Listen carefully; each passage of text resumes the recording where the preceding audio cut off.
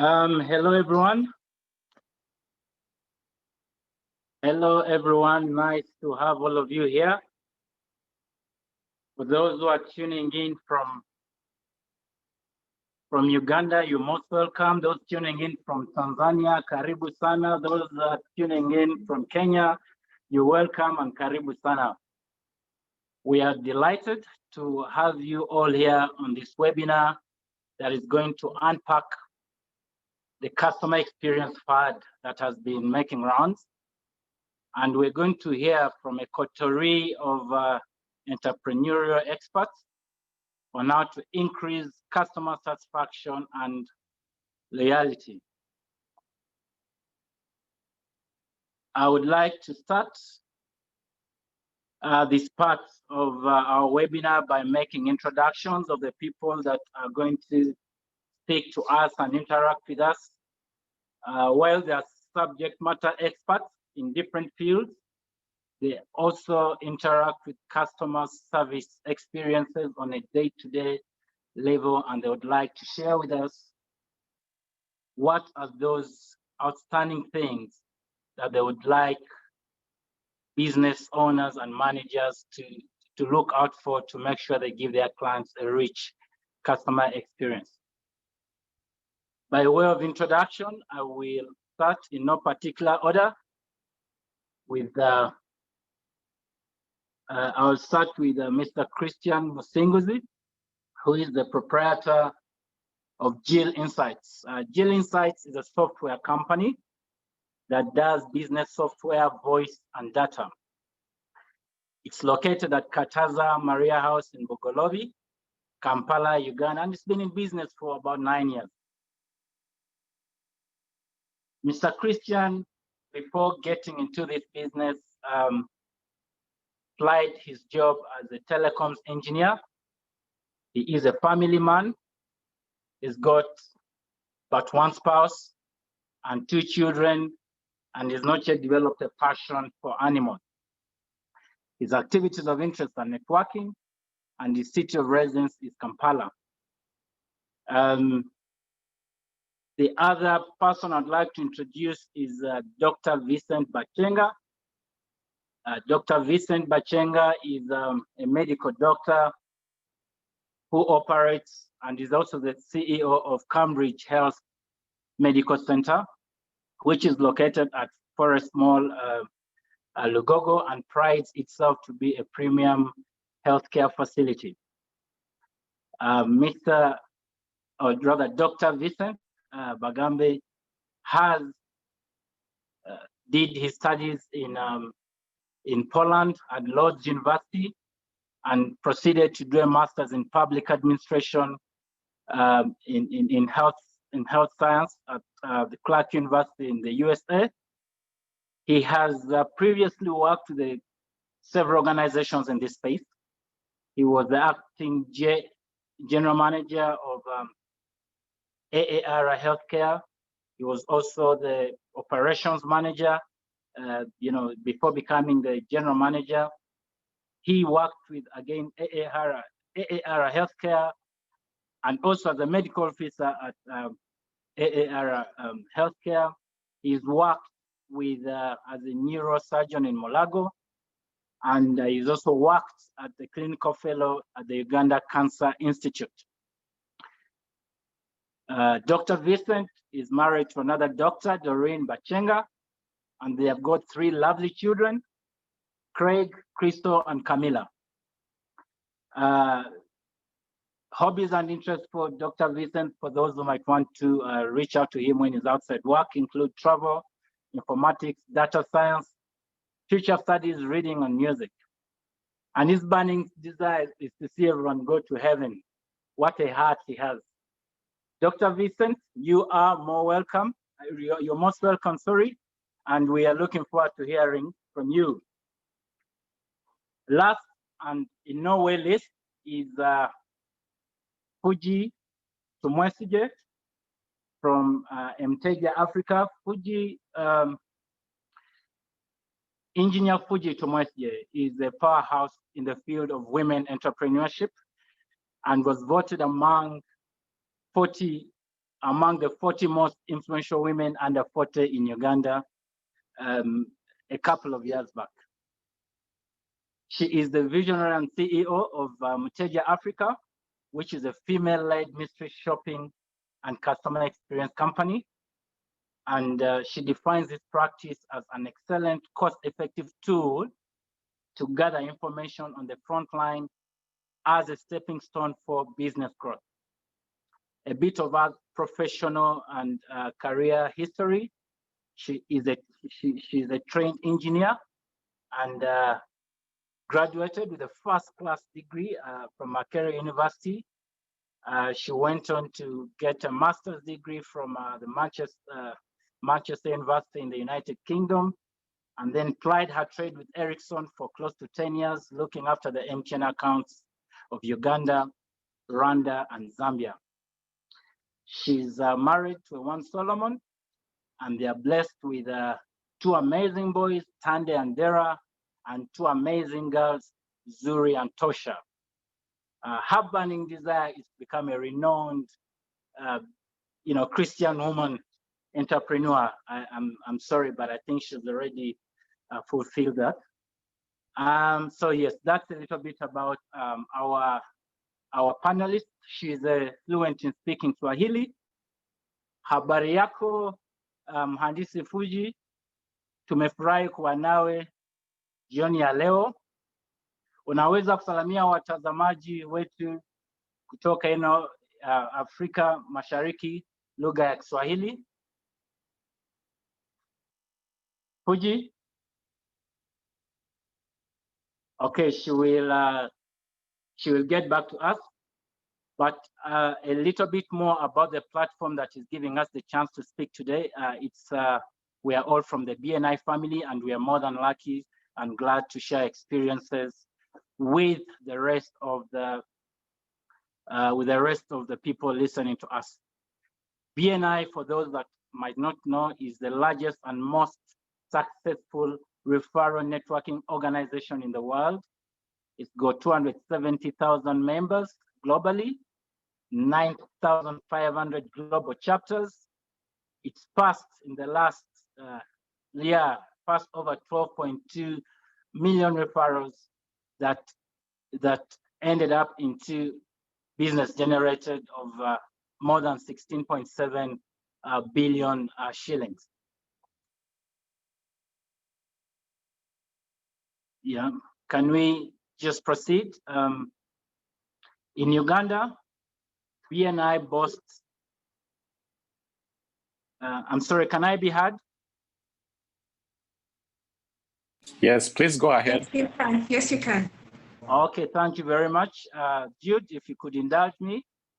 Locally, BNI Uganda has about 5 chapters that meet on different days with a membership of close to 150 members. So for those that have not yet joined BNI, please interest yourself in getting to learn more about this organization that has turned lots of opportunities for many people in the country.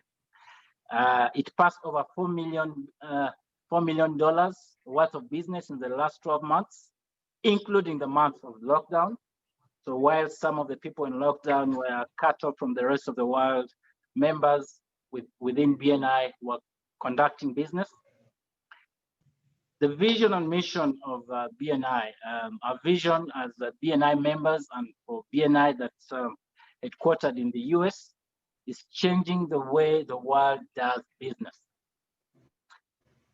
And our mission for BNI is to help members increase their business through a structured, positive, and professional referral marketing program that enables them to develop long-term, meaningful relationships with quality business professionals. So with that kind of background, allow me to delve into the subject matter of the day. And the first panelist on the dock is going to be Engineer Fuji Tumwesje.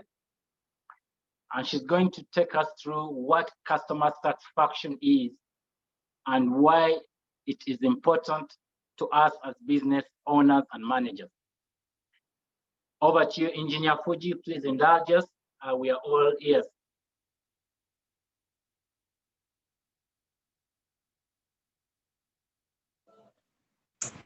Thank you very much, Richard. Thank you very much. It's good to see my fellow panelists and all the attendees. Thank you for showing up. Yes, so without making it very complicated or going too scientific, what is customer satisfaction?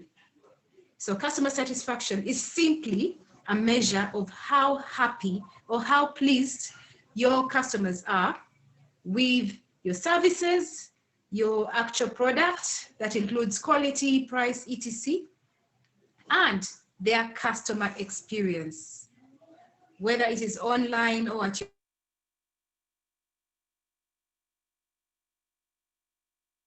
your premises, your customer experience important.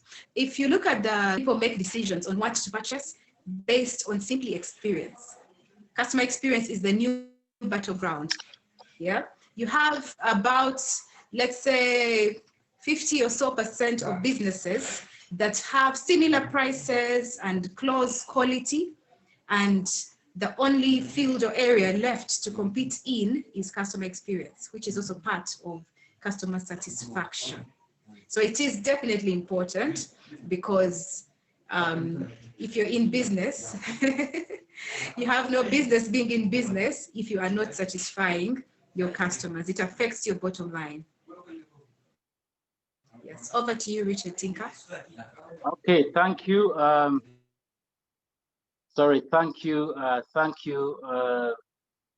Thank you, Fuji, our engineer in the house. Thank you for indulging with us. You've educated us that customer satisfaction is the measure of how happy your customers are with your product or service. We shall be getting back to that. I would like at this point in time to indulge Christian. One of the renowned brands, global brands, based in the US, which is Walt Disney, their perception of customer loyalty is picking from one of their quotes: "Do what you do well. Do what you do so well that the customers will want to see it again and again and bring their friends." And this was in relation to customer loyalty. Christian, what really is customer loyalty, and how can businesses get their customers to be loyal? Thank you very much, Richard. And again, it's a pleasure being here on this forum. Thank you, BNI, for organizing this. Walt Disney, and of course, so many other organizations in their kind of category or size of business have something very common amongst them, and that's just simply them being very, very consistent in the things they do. Of course, the reason why any business is in, any entrepreneur is in business is because they are selling something and they feel that they are offering a solution to their customers. That's why anybody would open up a business. So you need to ask yourself, why do people buy? People buy because, of course, they feel there is a need. Of course, even like Walt Disney, which is in the space of entertainment, the need is that people need to be happy, people need to relax, people need to retreat and just have a holiday. That's what that's the problem they are sort of solving. So that's the need. Of course, things like price, of course, will come into play. And all businesses, of course, pick strengths in these different areas. Chinese products, you may find that are probably cheaper than the others. The other reason why people will buy is convenience. And then for me, this is what actually takes you know, this is what I believe is at the top of the food chain in relation to what, in relation to why people buy. People will buy because there is good customer service. People will buy because they trust you. People will buy because you have a good reputation. And of course, people will buy because you're also consistent. You know, it's not a one, you know, it's not a one-off. You're not good today and then tomorrow, you know, someone is not so sure what to expect. And this is what I believe businesses like Walt Disney, you know, KFC, McDonald's, all these businesses in this of their size or even in their line actually excel at. They are really, really, really good at offering a good customer service. They'll smile. Actually, if you actually among the job descriptions for anybody who work at Walt Disney is you need to make your customers happy. That's one of your main duties, so to speak. You know, the other thing is that they are quite knowledgeable about what they do, and it's not because they have gone and studied or they are very smart, but it's because the business as Walt Disney has invested in educating their people or their employees. The other thing is that they have really nice systems. If you've had a chance to use the Walt Disney application, you know, their mobile app, even just visit their website. It's really simple. You know, it's so direct. It is so, it's appealing. At the end of the day, they'll just do those three things, you know, customer service, they're knowledgeable. Of course, people eventually trust them, and they'll do that over and over and over and over and over again. At the end of the day, they have a reputation and they have built trust. As simple as that. So it's not that any other business could not probably offer the very same service. You know, there are so many people who sell chicken in Uganda, but KFC will sell chicken the same way over and over and over and over again. When I walk into a KFC shop, I'm very sure what to expect. I'm sure that I'll get the chicken in the right crisp mode. I'll get it fried right. I'll get it in the same packaging. And I think that's what makes such businesses excel and have, of course, loyal customers. Thank you, Richard. Okay, thank you very much, Christian, for learning for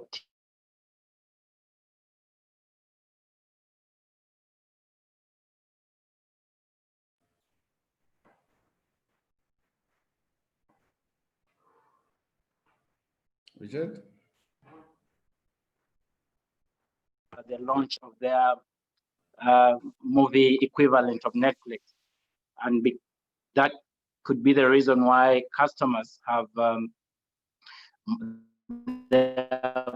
already got more than 86 million subscribers less than a year since they officially launched. Probably it has to do with the reputation that you've talked about that they have built for themselves over the years.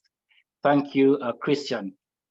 I'll now go over to Dr. Vincent, and I want to borrow a quote from Jeff Bezos of the Amazon fame. And in his words, he said, if your customer base is aging with you, then eventually you are going to become obsolete or irrelevant. You need to be constantly figuring out who are your new customers, what are you doing to stay forever young? Dr. Vincent.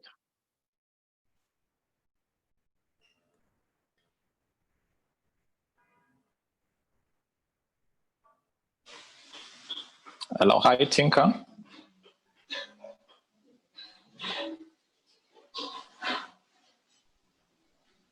Business, over to you. Hi, Tinker, please rephrase the question. You had frozen for a minute there. Is that so? Sorry.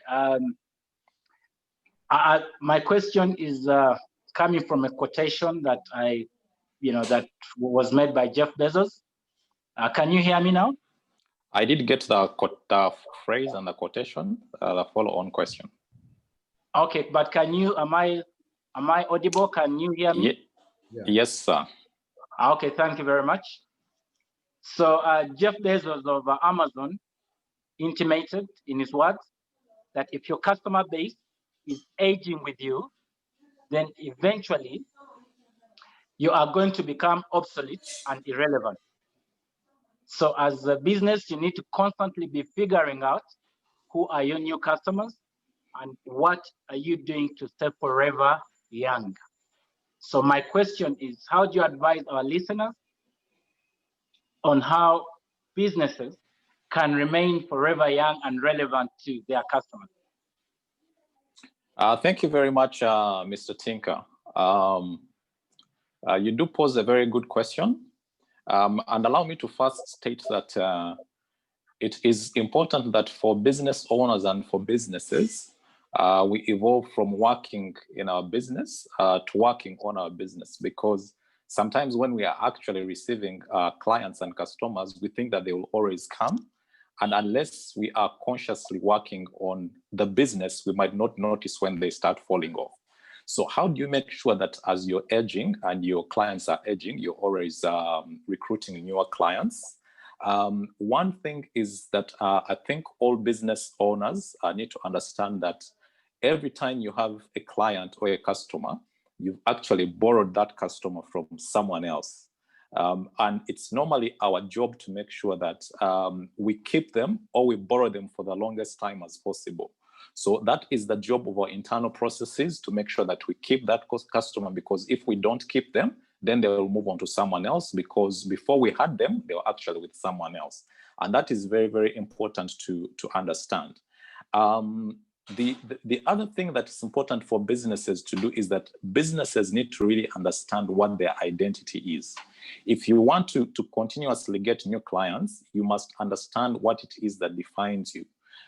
There are many, for example, there's a business called Starbucks that defines itself as they define themselves as being in the business of people, but serving coffee. Yeah. So you need to understand. If you don't understand what it is that you really do, then it becomes very difficult for you to get new clients. And that is important to note. The other thing which I would advise business owners to focus on is that it is very important for every business to develop a system that does about two or three things. One, you should have a system that generates for you what we call leads. It means there should always be people that are potentially interested in your business, and you should always have new people every day. Now, once you've had the leads, you should also have a process that transfers those leads converts them into clients. Yeah. And once that has been made, then you have to work on retaining them. Sometimes it can be difficult getting new clients. So sometimes it might also be important that once you have clients, you should consider introducing new services or new products to them. Yeah, because sometimes it's not possible. Say if your service is in schools, it might not be possible to expand outside schools, but there are new things that you can introduce to them because you already have a relationship. That is also important. The thing that I find very, very important, particularly interesting, is that we must be deliberate about treating our business and especially our clients in a scientific way.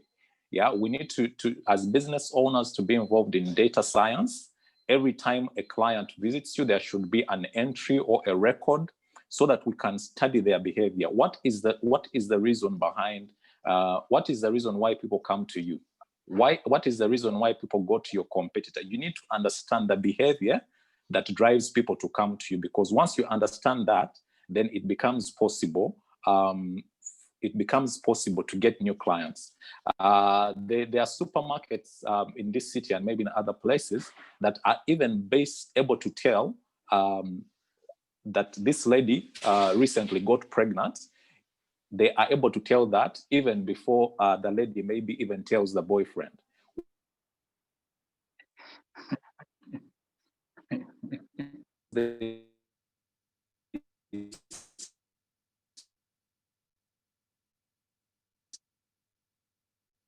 Doctor, did I lose you? Hi. Hello, Okay. Doctor? Yeah. Hi, Tinker. Hello? Yes, sorry. Can you still hear me? Yes, I lost you for a few seconds there. At the point of the supermarket that can tell their clients are pregnant even before their boyfriends. I think the listeners would like to interest themselves in that direction as well. The meticulousness behind that. Thank you very much, Richard. But the point I'm trying to put across is that we need to really collect data that allows us to understand that the circumstances around our clients have changed. And once we're able to understand that those circumstances have changed, we can anticipate their need and provide for that need. Yeah. So if I know that, for example, half my clients are now pregnant, then I can work towards providing the service that they need. And the last point that I want to make is that for every business, you need to understand that what is the critical point, in the customer experience journey or in the journey of your client's life. What is the critical point that determines the highest amount of loyalty or the highest amount of return business? For example, I'll tell you in healthcare, the person that treats women when they are pregnant, is most times highly likely that they will treat the children when they fall sick, and they will even continue to treat them when they are adults. So we need to understand the evolution of our businesses and try to identify those points and concentrate on them. Sorry, Doctor, we lost you. We need to focus on those points once we've identified them. And the last, hello, I can hear you. Hello, Richard. Christian, can you hear me? Yes, we've been. Okay, thank you. I think it's my network, I'm told, but yes, please continue. Okay. I think the very last point I'm going to make, I don't want to make very many last points like all good preachers, is that for all businesses, we need to be attentive to the needs of our clients. We need to be attentive to the needs of the changing markets. And we need to understand that we can grow to big enough so that we can do or provide all the services that our clients need, but we should always remain small enough to care about the needs and also about the needs of our future clients. Thank you very much, Richard.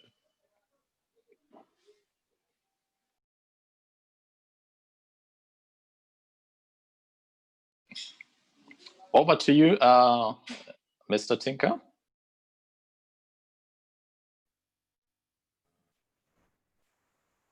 Okay. Thank you. Thank you very much, Doctor. Thank you very much, Doctor. Can I be heard? Am I audible? Yes, please go ahead. Thank you. Looks like one of the telecom service providers needs to hear a few things about what you are saying, because there seems to be a bit of unstable network. My provider for the internet has let me down on a few, but I've been able to pick out most of the things that you've shared. Thank you very much. Thank you, Doctor. So I will want to throw it back to the panelists, and I want to go back to Engineer Fuji.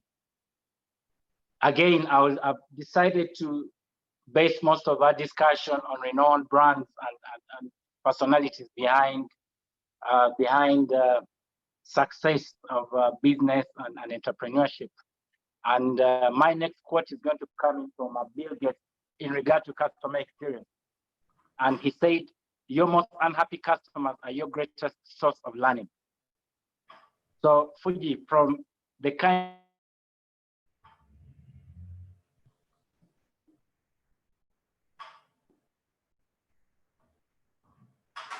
of feedback convert the unhappy customers into opportunity for business growth.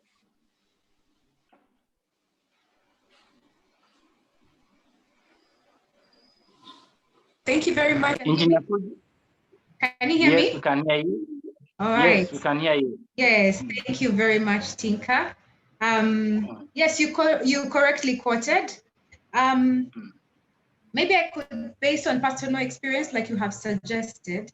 So how do we actually track?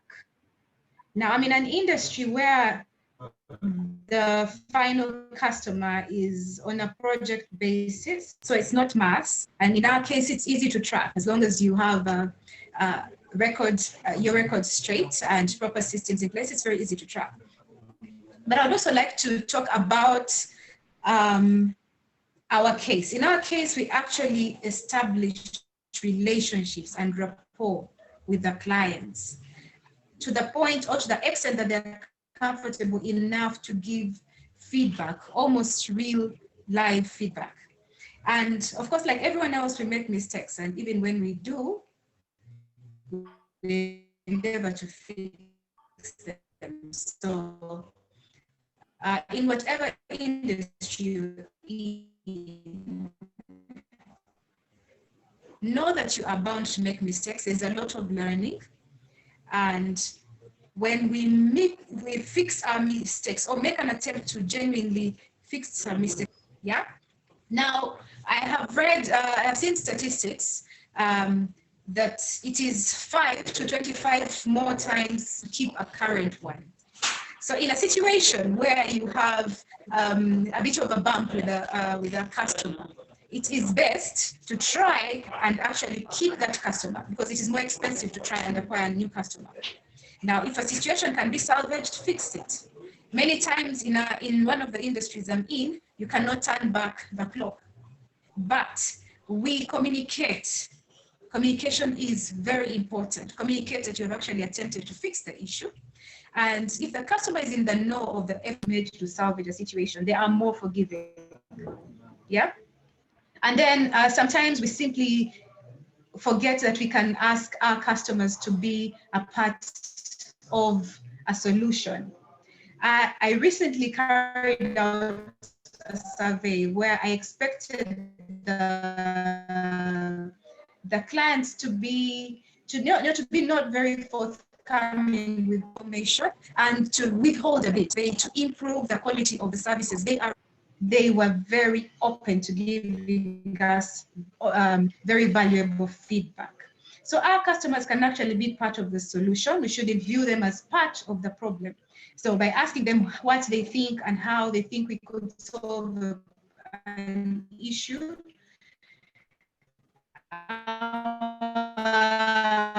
attempts are then more. Yes, so I hope we do understand that like your colleague customers are your greatest source of learning. Should your unhappy client come back to a similar issue, it is then definitely interpreted as a lack of concern and the customer does not feel valued. And yeah, that's it. Over to you, Richard Tinker. Okay, thank you, Fuji, engineer in the house, one of our engineers in the house. You've been very emphatic in highlighting that the customers need to be brought to be part of the solution. They need to be consulted. That's one of the tools you've shared with us. Dr. Vincent, in your area and space of operation, how best, from your experience, how best do you advise businesses in that space to solicit and track customer feedback so that the unhappy customer today is a very happy and loyal customer tomorrow? Thank you very much, Mr. Tinker. We know, we for those of us who've been in business, we know that most times when people get a very good experience, majority of the people keep quiet. Yeah, we would hope that they would go and advertise for us and promote us, but most of them keep quiet. And unfortunately, majority of the people, when they get a bad experience, they go and tell everybody. So it is important for us to note and to observe that our most powerful ally as businesses is actually an unhappy client, so to say, because they're the ones who normally are more likely to go out and talk most times not very good things about our businesses. So what happens is that as businesses, we need to approach this issue, I think, in a bit of a systematic way. And as Engineer Fuji points out, we need to start by being deliberate about empowering our clients, okay? Our clients need to know that we do take their feedback seriously and that we are listening, that our ears are open, that when we speak, we will act, that we are actually waiting for their feedback. And how do we do this? We need to cultivate our clients and encourage them. And even if possible, ask them, constantly ask them for feedback. Of course, the idea or the belief is that the feedback will largely be positive, yeah? But if someone has given you positive feedback 10 times, chances are very high that, if something has gone amiss, they will most likely talk to you. But if we've not listened to our clients and we've not empowered them to speak, and we've not demonstrated previously that we do take their feedback very seriously, chances are very high that when they get a bad experience, they'll keep quiet, they'll tell our competitors, they'll tell their family members, and then they cease to be an asset for us and instead become a liability. So it's important that, especially for the client that you have who is smiling today, work on that relationship, try and ask them for feedback, try and cultivate the culture of giving feedback, empower them. Even if they tell you something as small as, there's a tap in the bathroom that's dripping, or, the AC is a bit too hot. Even if, they're telling you that, that paint, the white in your room, the white color is a bit off. Just listen. Once you prove to them that you listen and that you care about their feedback, once the big things happen, they'll come and tell you, and then it will save you having to lose a client and having to spend a lot of money trying to get a new one. So that's my take on dealing with unhappy clients, Mr. Tinker. Oh, thank you very much, Dr. Dr. Vincent. And for those that are just joining us, we are having our webinar on customer experience, and our panelists today are from Dr. Vincent, who's just spoken, is the CEO of Cambridge Health, located at Forest Mall. We do have Christian Musinguzi of Jill Insights, which is a software and software company. And then we do have Engineer Fuji Tumwesje, who is the CEO of Inteja Africa, which is a mystery shopping and customer experience organization. So they've been sharing with us various experiences in their line of work and sharing with us how best we should play around the customer experience journey. Christian, I won't get off this without hearing from you. What is it that could have been missed by Dr. Vincent and Fuji around soliciting and tracking customer feedback so that the unhappy customer today turns out to be a very good asset for us tomorrow by way of converting them? Thank you, Richard. I think it's okay. Probably I'll first start from how I feel about it personally, in our journey of business. I really relate very much with Bill Gates' words of, your most unhappy customers are your greatest source of learning. And I think that is one of the greatest lessons, or should I say principles, that I've come to learn, throughout our years in business. I've really appreciated failure. And for me, even when sometimes I go into a deal, with our partners, we go into a deal and somehow we kind of feel that we are either going to be fleeced or probably something may not go right. We kind of embrace that moment because it's like a new challenge, and never know what happens at the end of the tunnel. At the end of the day, there are so many lessons to learn, so many things that will help you, act probably as a stepping stone, and I think that should be one of the, I could even call it an asset for any entrepreneur or any business. Anyway, coming back to how this, I think, should probably be handled by any businessman. It's really important that businesses adopt systems. Most people who start businesses is because they are really, they are good technically. You know, they feel that they are probably, in my line of business, I'm in software, I'm a good programmer or something, and you know, you would feel that I should start a business. And of course, when you start the business, you'll probably have that 1, 2, 3, 4, 5 customers that you obviously serve well because you're really good at what you do. But because these customers are selling you out there, or they are bringing their friends, or recommending other businesses to take up your solutions, the customer base builds. And the mistake that many businesses do is they want to serve their customers as an individual, or they want to serve their customers as a solo, as a solo proprietor, which is really dangerous, because as the workload piles on you, pieces are going to begin to fall. You're going to begin to miss meetings. You're going to begin to forget to call this client or the other client. So what am I actually trying to say? Businesses from word go should adopt systems. All these obviously, and I'm not just talking about, maybe software systems, but systems in relation to right from your paperwork. This is what a programmer should do. This is what the accountant could do. Sometimes you're actually all these things at the start, but at least there is a consistent and there is already a written down flow process for the way you deliver your services. So as you begin to onboard people, when you even have now the capacity to hire, you find that whoever you're hiring will just come and fit in that system. Ultimately, especially in the time and age that we are in, systems have gone into software. Everything is computerized. Everything is automated. So it's almost a given or a necessity for any business to adopt software, or to adopt a system that can manage all the operations.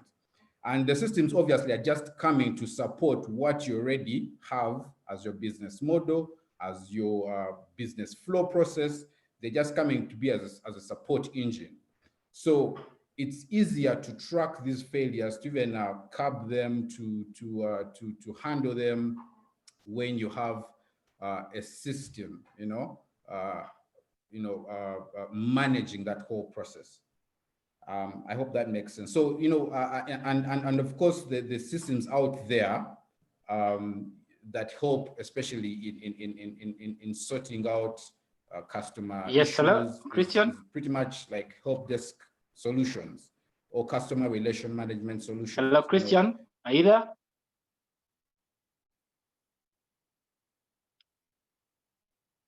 Tinka, we can hear you. Please go ahead. Okay. No, thank you. Thank you very much. Like I said, I hope my telecom service provider has systems in place to track, my level of happiness, because I don't think today has been one of those days. But Christian, thank you very much for sharing with us. Maybe before we proceed, I would like to maybe peep a bit into the chat room and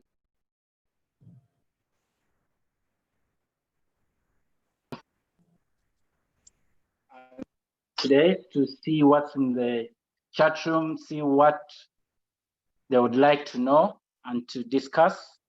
If you could allow me visit the chat room. Sorry. So yes, from the chat room, we have, just see. Okay. So one of the members are turning to us, and this is a question that goes to all the panelists. Whoever wants to go for it should indulge us. How does customer success influence after sales costs? How does customer success influence after sales costs? That is one of the questions that's that's one of the questions that's in the chat room. Does anyone want to does anyone want to go give it a go?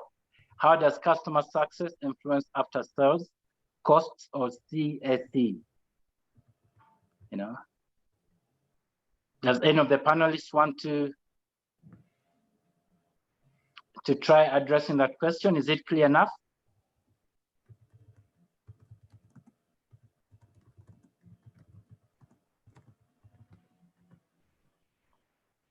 Thank you very much, Mr. Tika. I think generally most of us as a business, whether we know it or not, we do have some sort of after-sale cost, which is largely linked to maintaining that client as a loyal client. So I think generally, if your client has had a good experience and they had a good, their level of satisfaction is high, generally it becomes cheaper for you to maintain them as a client. Say, for example, for even people who do things like selling brand new cars, and they give warranties for certain miles and things like that. If people have had a good experience when they came to purchase or to procure, chances are very high that even when they get small technical issues, they'll come back and then you'll be able to address those issues in a timely manner, rather than waiting until everything has broken down and then they bring you something that's no longer working. That's going to cost you a lot of money to replace. So I think generally, the better the experience your customers have, the cheaper it is for you to maintain them, because as we also know, it's easier for you to retain your clients as opposed to going out to get new clients. Thank you very much, Mr. Tinker. Okay, thank you. Thank you very much, Doctor. Any Fuji or Christian want to make an addition to that, or should we do the next question? So we're doing which test? We're doing the silk farm. I think it was well answered by Dr. Vincent. I don't have much to add on to that. I think the relationship is very, very clear. If your after-sales services are effective, and if your customer experience is well defined, then that's actually automatically means that even your after-sales journey is well defined. Then it definitely follows that you have systems in place and you are definitely working towards efficiency. If you're working towards efficiency, then of course, even the cost of after-sales services is bound to reduce. So yes, I agree with Dr. Vincent's submission. Thank you very much, Richard. Okay, thank you. Thank you, Engineer Fuji. So the secret is investing in a rich customer experience and having a customer-centric approach to most of what it is that we do, so that we are able to minimize the after-sales cost. Members that have tuned in, kindly feel free to raise your hand in the chat room if you're not able to post questions. Feel free to raise your hand if you're not able to type questions in the chat room, so that we can hear your question so that we can hear your question and the panelists can address it. Wilbur,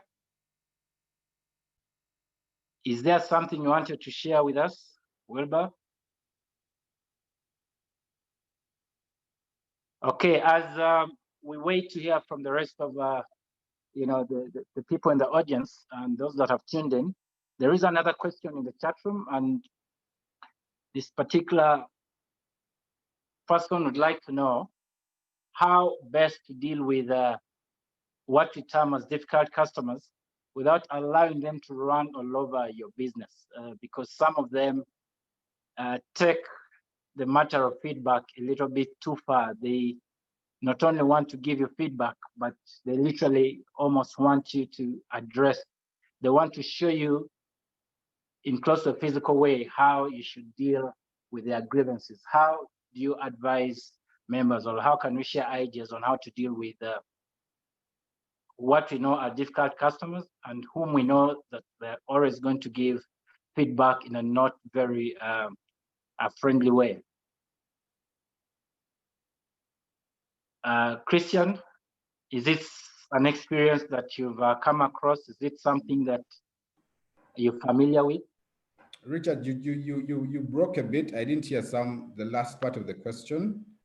Okay, thank you. So there was a question in the chat room, and it's around how best to deal with the difficult customers, those especially who kind of make it their business to teach you how to do your business. They take their feedback a little bit too personal, and they literally walk into your offices and just fall short of instructing you on how you should deal with them and on how you should run your business.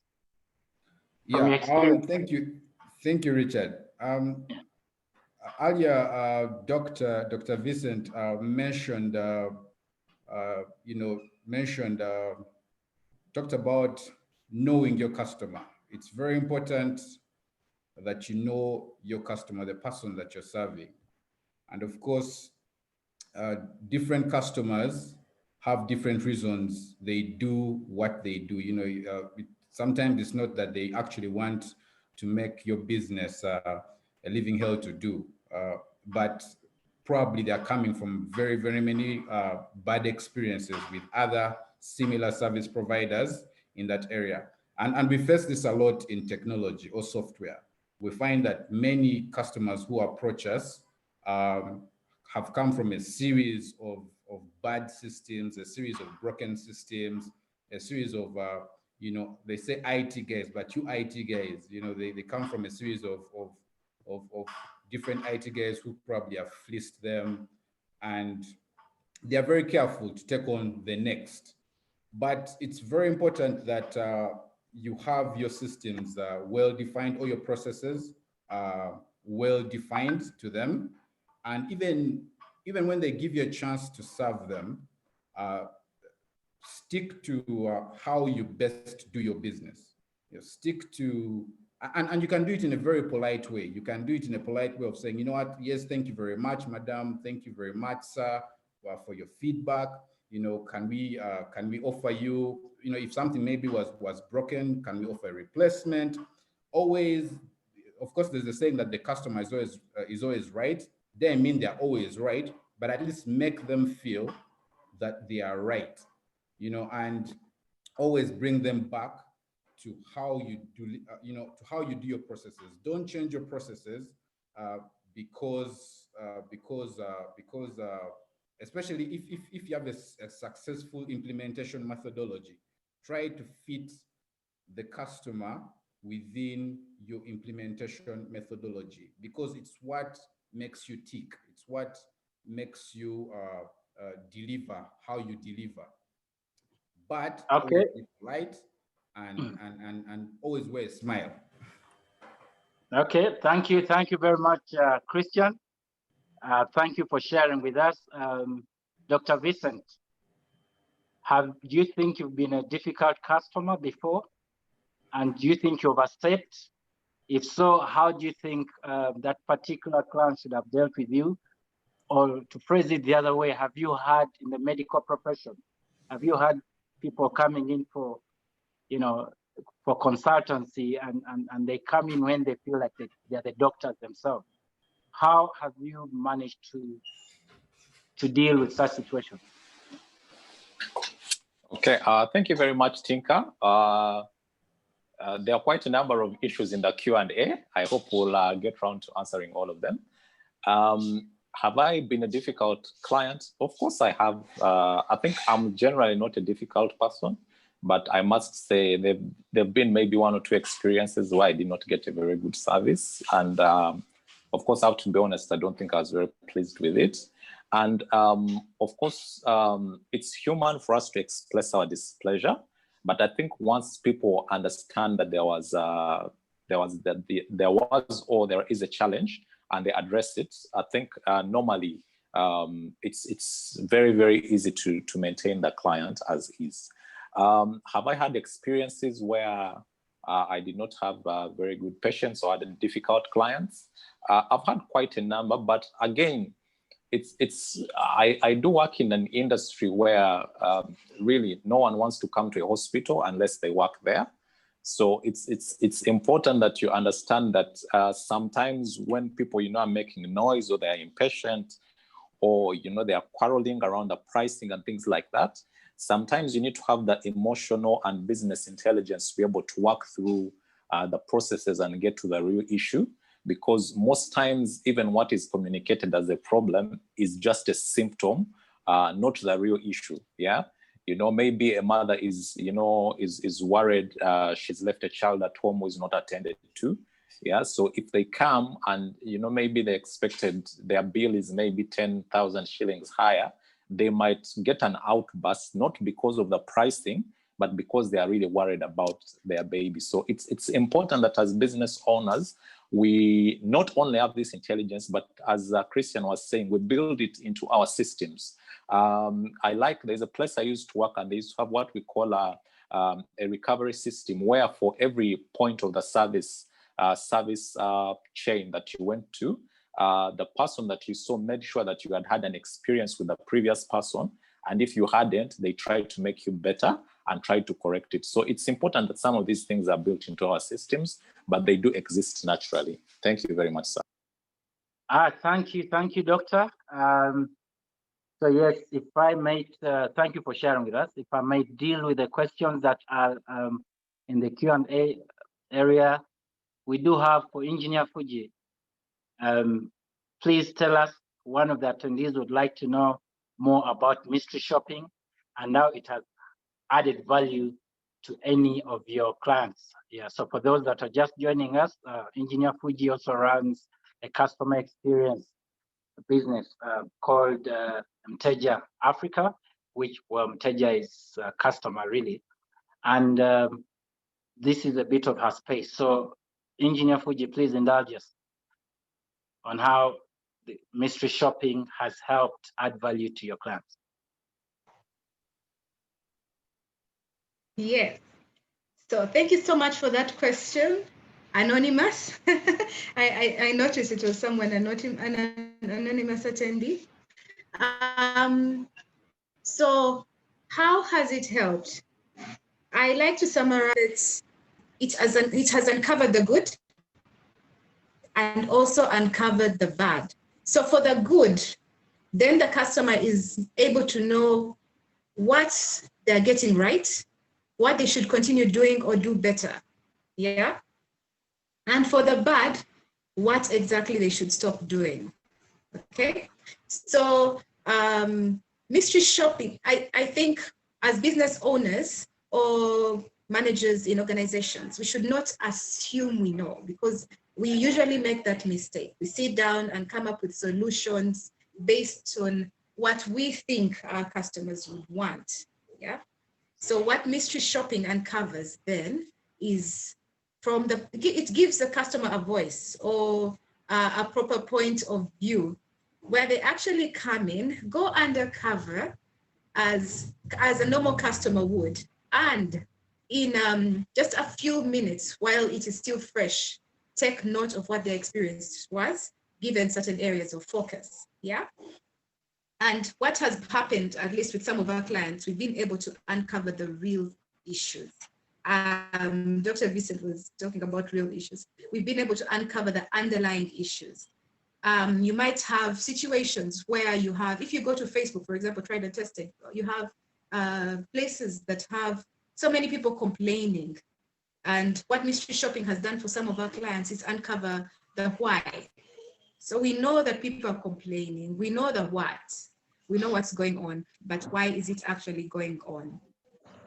Yeah. For one multinational, for example, we actually discovered that the target market was wrong.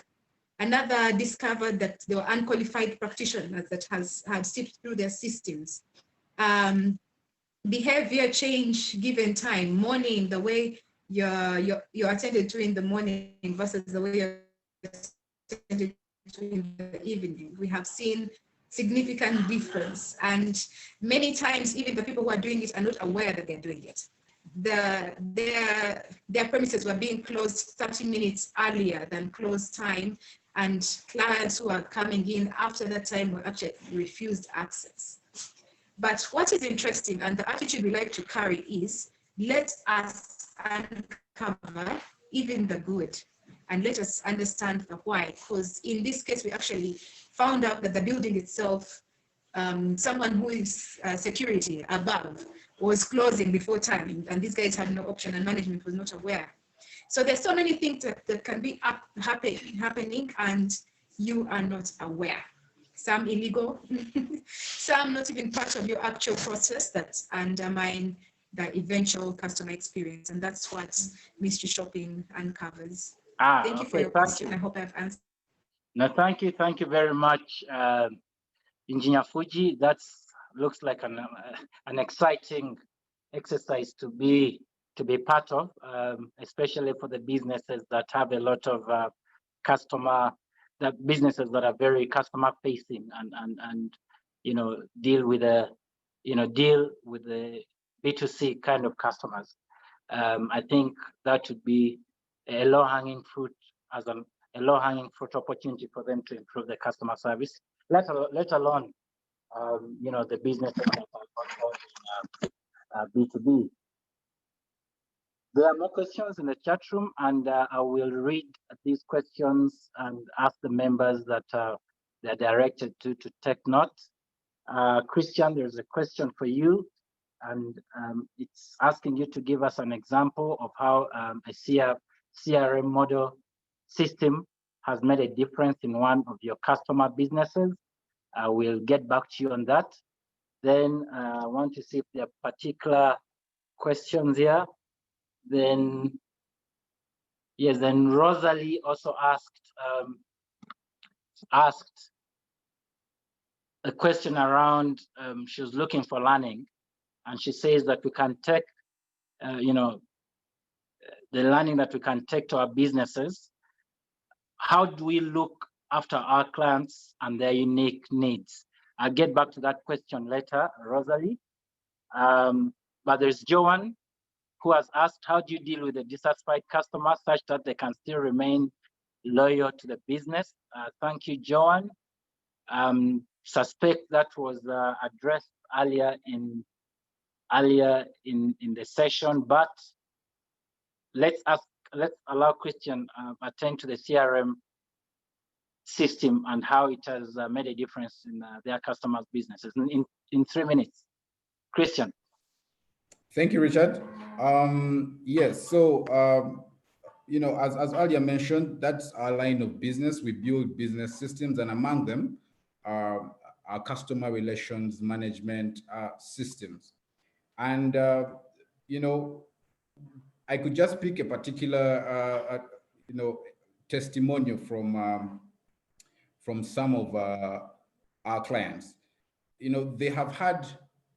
This is actually a medical facility, and in this medical facility, of course, in the medical, they keep files for each and every one of these patients. Their clients, obviously patients. And when we came in, one of our main duties was to help digitize this whole filing.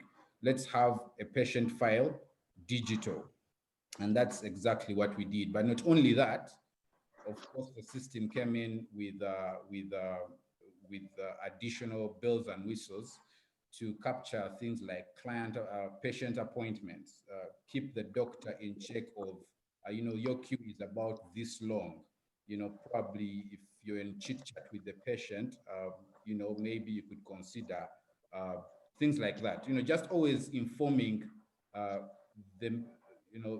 everyone that's at the medical facility of what's going on, and automatically sending messages amongst themselves. So what basically a CRM system will do, it's obviously not going to be the front face of your customer care, but it's a solution or a system that is going to help you keep this data.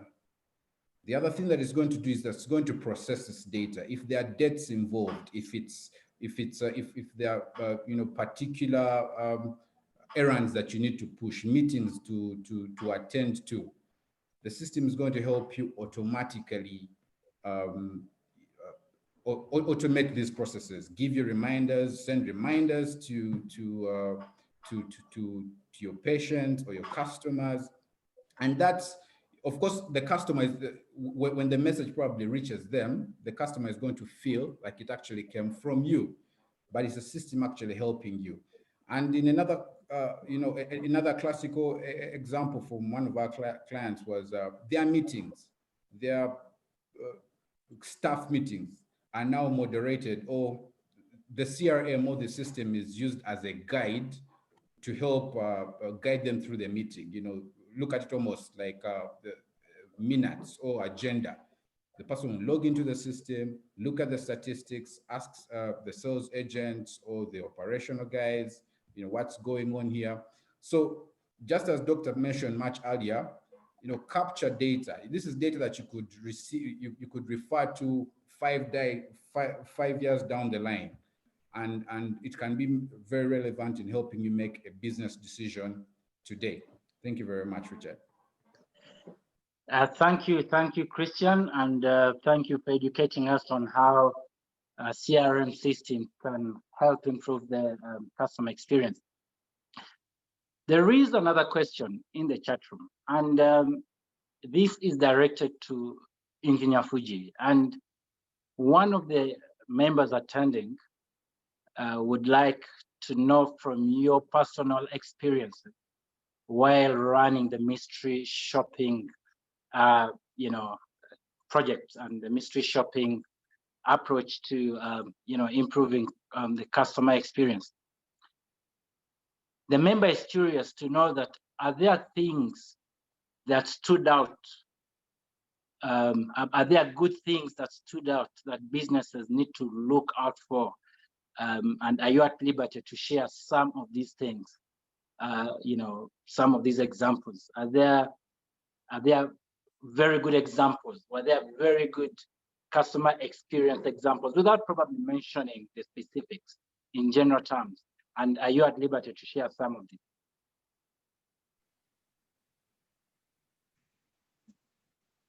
Thank you very much. That's a good question.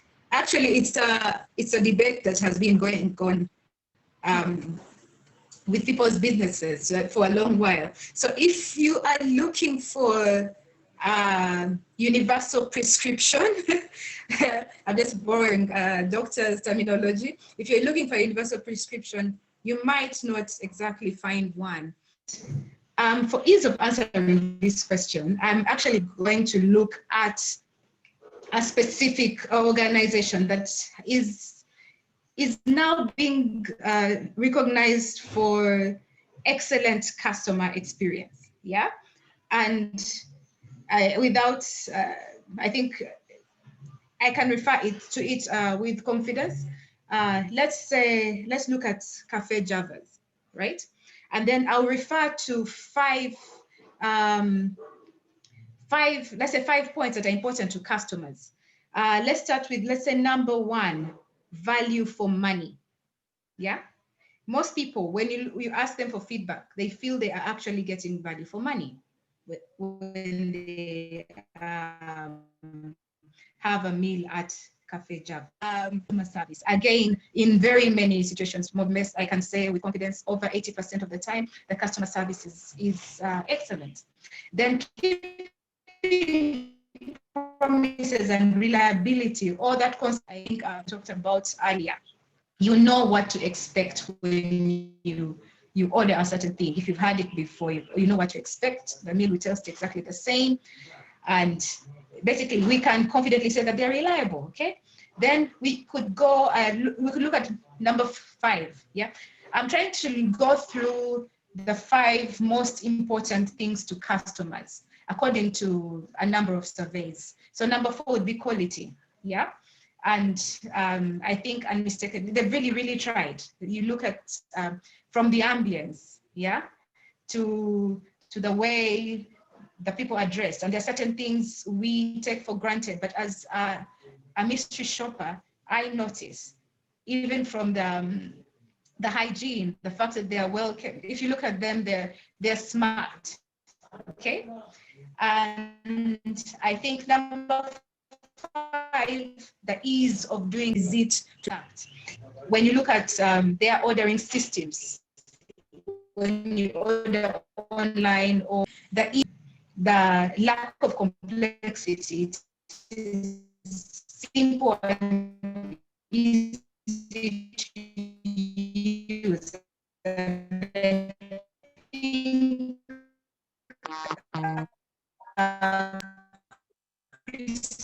Mentioned that as well for Walt Disney, the ease of use of their interface, for example, most important customer care. So I think that is my submission. I hope I have helped. And sorry. Yes. Oh, can you hear me? No, thank you. Yes. Over to you, Richard. Thank you. Thank you, Engineer Fuji, for enriching us. For many of us that have had the opportunity to enjoy the Cafe Java's customer experience, I think likely relate with the 5 issues you've highlighted. And yes, thank you for sharing that with us. Rosalie, are you online by any chance? And are you in position to ask your question? Can you unmute yourself and you ask your question, please? Well, Mr. Tinker, that last question was actually me, so it's been clarified. I've taken those 5 points from Engineer Fuji. That's what I was asking. So thanks so much. Okay, thank you, Rosalie. Thank you. Welcome. Yes, I just would like to find out if there are other. Okay, Joanne, is Joanne on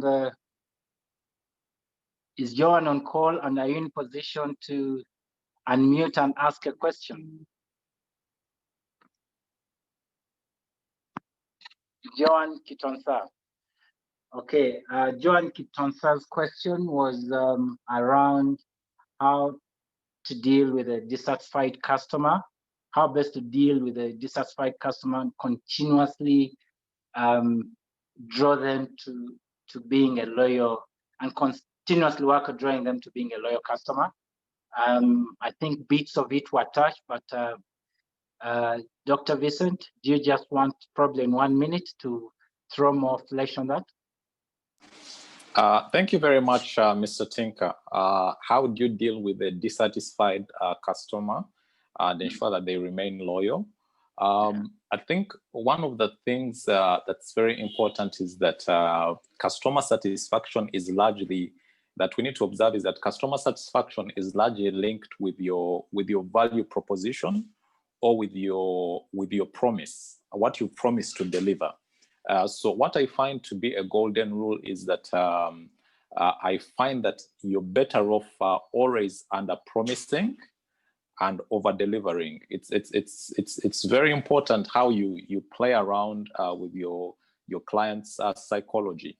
It's important that, you know, when it comes to things, for example, like turnaround time, your delivery times, the quality of service that you offer.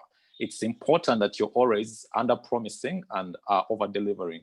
Of course, you'll always have challenges where you find that actually the client doesn't feel that you met that standard. Again, how do you deal with them? Of course, there are really 3 spectrums of unsatisfied clients. One is, there's one who is unsatisfied and really they just want nothing to do with you, and they've had it, and you know there's no repairing that bridge. It's also important that you are actually not going to keep all the clients, but it's important for you to have that discussion and say, okay, this is they'll tell you this is what we feel you should have done, and as Christian pointed out, you can explain that, you know, based on our systems, based on our processes, this might not be possible. and then you can part ways amicably. Then in the middle, there's a client that really needs a little bit, of talking to and listening to, and then most times they'll turn around. And then on the other spectrum is a client who you can turn around in, maybe a minute or 2 minutes. So it's important again that we build systems around everything. It is said that systems run businesses and people run the systems. Yeah. It's important that as business owners, that is very clear in our minds. We need to build systems to run the business, even for handling customer dissatisfaction. And then we get the people to run the systems. Because if we get people to run the business, then most times their emotions and all those things come into play. But once you have a clearly built out system for how to deal with these issues, they are not as complex to deal with, because it's important to note that if your business does not have any customer care issues, then maybe you're not pushing hard enough. So it's also important that you look out for those. Thank you very much, sir. Well, thank you, Doctor, for that informative feedback. And it's been a well-spent afternoon thus far. We are unfortunately drawing to the end of this webinar. And I will throw it back to the panelists to try to share with us any parting shots, if they have, anything that they would like the customers to, rather the people tuning in, to go away with, in no particular order. Fuji, Engineer Fuji, any parting shots as we start winding down the webinar? Thank you very much. Thank you very much. I would simply like to say, let us not make assumptions. Let us invest in learning our customers and what they need. Let us not make assumptions, and as we know what they need. That is it in simple terms for me. Thank you very much. Okay, there you have it, members and those tuning in, the business owners and managers. Let us desist from making assumptions. Let us invest in knowing what our customers want, and let us invest in systems. Christian, any parting shots? Thank you, Richard. For me, to the listeners, and of course, even as the panelists, what I think is quite important for any business to consider, in whichever spectrum you're in, is how you appeal to your customer. Customers will always buy from you depending on how you make them feel. Customers perceive great customer service, usually not because it's something absolutely too special in regards to the product, but the service. It is what you will do every day, unprompted, and without even drawing attention. It's just very predictable to the customer how they are going to how they are going to receive a service or a product from you. And I think that's what every customer is quite interested in. They want to know, if I come and I'm buying from Cafe Java's, or I've come to Doctor's Hospital, or even Fuji's shop, most likely this is what I'm going to receive. Most likely this is what this is how I'm going to be served, and that's what will build loyalty and obviously a great experience ultimately. Thank you. Thank you, Christian. Dr. Vincent, maybe before you, this is one of the few opportunities. If there's any member in the audience who wants to share an experience with us, who wants to give us their version of a parting shot from their experience and from what they have observed, this is an opportunity to do so. Our panelists today are but sharing with us their experiences. They are not the alpha and omega in this industry. They're also here to learn like we all are. So if you are in spaces that you think we can learn from as far as the customer experience journey is concerned, please don't be mean with your information, share it with us, so that we all live here when we are enriched, when we are more enriched. So there is James. Can we hear from James? Yeah, thank you, Richard. I think from my experience for the last 12 years, I've run pretty events. Pretty events, we provide functional hire equipment. That is tents, chairs, tables, linen chair covers for all events. Mostly our main customers are high-end customers and most middle-class people. My experience is from the onset, you need to know the market, what the market demands. Because when I started the business, the simple research we did was people would provide equipment for low and high end at the same time. So we identified the quality these customers were requiring, and we are able to strictly keep the quality. And in our experience, we have known that we keep almost 95% of all our customers. And those are the customers who still refer to their same network.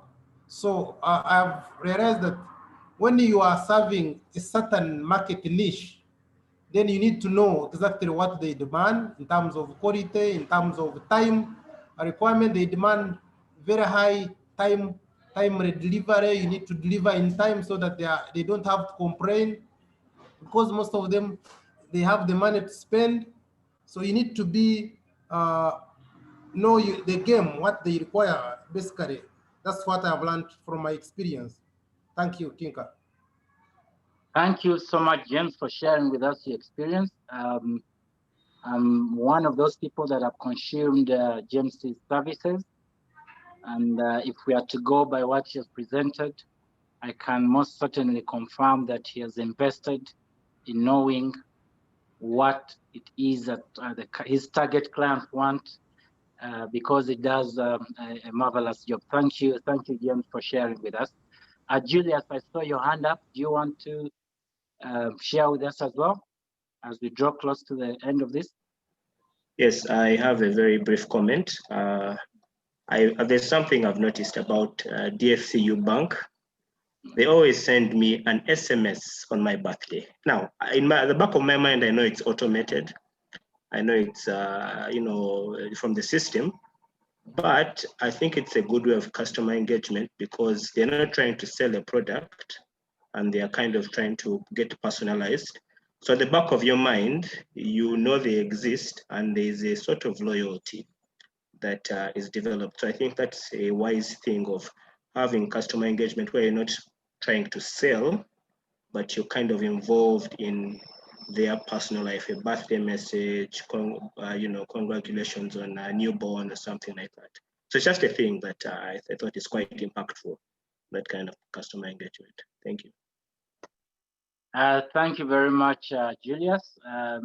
That's very good feedback for DFCU and all those businesses that invest in what Dr. Vincent called data science in the course of his presentation, and how it can be mined.